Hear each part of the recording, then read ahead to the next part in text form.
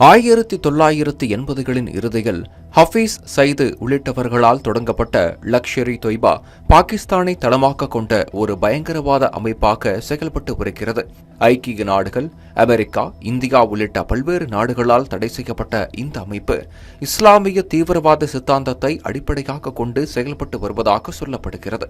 அத்துடன் பாகிஸ்தான் உளவுத்துறையுடன் இந்த அமைப்புக்கு நெருங்கிய தொடர்பு இருப்பதாகவும் பல்வேறு நாடுகள் குற்றம் சாட்டி வருகின்றன.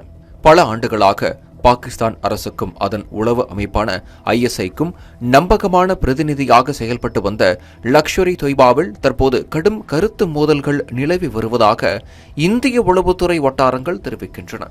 இதுவரை எந்த எதிர்ப்புமின்றி அந்நாட்டு ராணுவத்தின் கட்டளைகளை நிறைவேற்றி வந்த இந்த அமைப்பில் தற்போது வெளிப்படையான அதிருப்தி தலை தூக்கி உள்ளதாக கூறப்படுகிறது.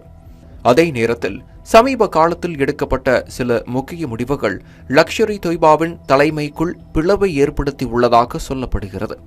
குறிப்பாக இந்தியா நடத்திய ஆபரேஷன் சிந்தூர் நடவடிக்கைக்கு பிறகு லஷ்கர் அமைப்பு பெரும் அளவிலான தளங்களையும் வசதிகளையும் இழந்தது. அதன் பிறகு மீண்டும் வலுப்பெற முடியாமல் அந்த அமைப்பு தவித்து வரும் நிலையில் தங்களை பாதுகாக்கும் கடமையில் பாகிஸ்தான் ராணுவமும் ISI அமைப்பும் தோல்வியடைந்து விட்டதாக லஷ்கர் அமைப்பினர் நம்பத் தொடங்கியுள்ளனர்.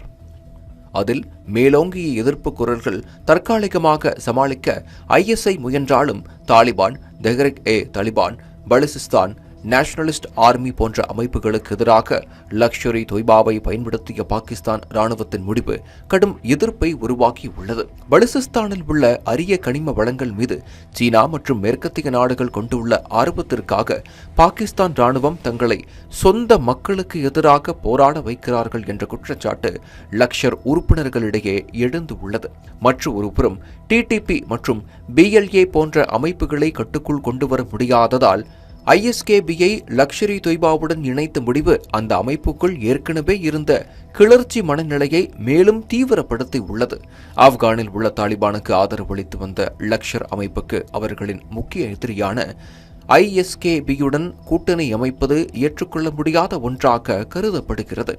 இதனிடையே ஆப்கானிஸ்தானில் தாலிபானை குறிவைத்து பாகிஸ்தான் ராணுவம் மேற்கொள்ளும் நடவடிக்கைகளும் லஷ்கர் தலைமையிலான அதிருப்தியை அதிகரிக்கும் மற்றொரு காரணமாக மாறியுள்ளது.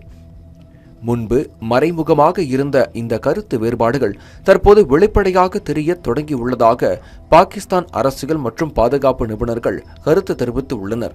இதன் வெளிப்பாடாக லஷ்கர் தளபதி முகமது அஷ்பக் ராணா வெளியிட்ட வீடியோ பாகிஸ்தான் அரசியல் வட்டாரத்தில் பெரும் பரபரப்பை ஏற்படுத்தி உள்ளது. அந்த வீடியோவில் பிரதமர் ஷபாஸ் ஷெரீப் மற்றும் ராணுவ தளபதி அசீம் முனீர் ஆகியோர் தங்களை பயன்படுத்திக் கொண்டதாகவும் நாட்டை கடனில் மூழ்கடித்து விட்டதாகவும் அவர் கடுமையாக சாடியுள்ளார். இதற்கிடையே லஷ்கர் அமைப்பின் நிறுவனர்களில் ஒருவரான ஹஃபீஸ் சயீத் நீண்ட காலமாக பொதுவெளியில் தோன்றாமல் இருப்பதும் லஷ்கர் அமைப்பில் நிலவும் குழப்பங்களுக்கு ஒரு முக்கிய காரணமாக பார்க்கப்படுகிறது. இந்த சூழலில் லஷ்கர் தொய்பா கட்டுப்பாடுகளை மீறி செயல்பட தொடங்கும் பட்சத்தில் அது பாகிஸ்தானுக்கு மட்டுமின்றி முழு பிராந்தியத்திற்கும் பாதுகாப்பு அச்சுறுத்தலாக மாறும் என பாதுகாப்புத்துறை சார்ந்த நிபுணர்கள் எச்சரித்து இருக்கின்றனர்.